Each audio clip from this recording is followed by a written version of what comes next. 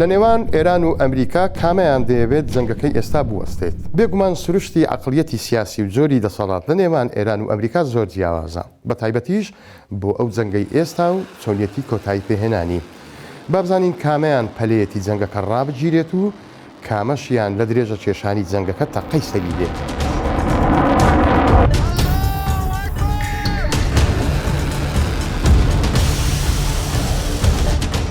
یەکەمیان لایەنی ئەمریکی.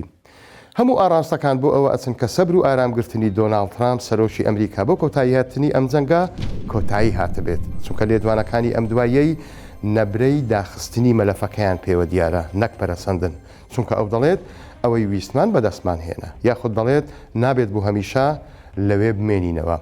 بەڵام ئەو قسە و ڕاگەیاندنانە سەرکەوتن نییە، بەڵکو هەوڵێکە بۆ کشانەوە لە جەنگەکە بە شێوەیەک کە وەک سەرکەوتن دەربکەوێت.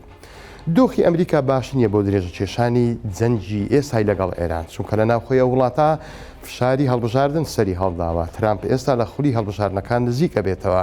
ئەمەش ئەگەرێکە کە درێژە کێشانی جەنگەکە لە بڕیارێکی سەربازیەوە بگۆڕێت بۆ بارگرانیەکی سیاسی.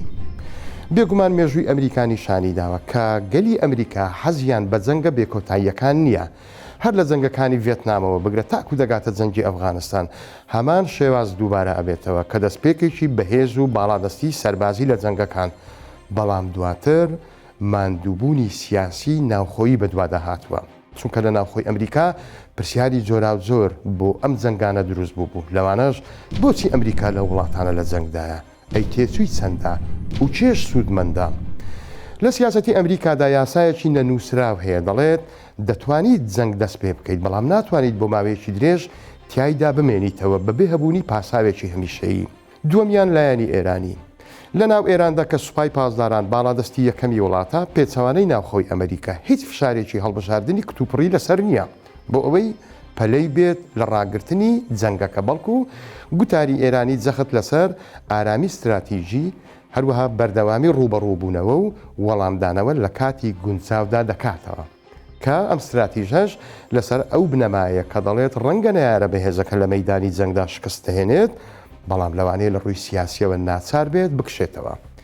ئێران ئەزمموی جەنگێکی 8 ساڵەی لەگەڵ عێراقدا هەیە، ئەوەی ڕوون و ئاشکراشە ئێران تەسلیمی ئەو جەنگە نەبوو تا ئەو کاتەی ئیمام خومەینی ناچار بوو ئاگر بەس قبوڵ بکات.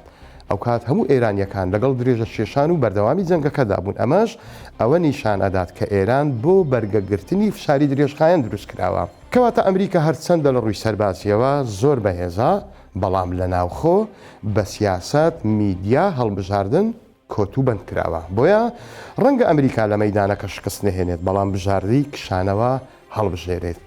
لایەنی ئێرانیش ڕەنگە سەرکەوتنی سەربازی ڕوون بەدەست نەهێنێت، بەڵام تەنیا مانەوە لە ڕوبەڕووبوونەوەکەدا بە سەرکەوتن دادەنێت. پرسیاری کۆتایی ئەوەیە، ئایا ئەو جەنگە بە گورزێکی یەکلاکەرەوە کۆتایی دێت یاخود بە بڕیارێکی کشانەوە؟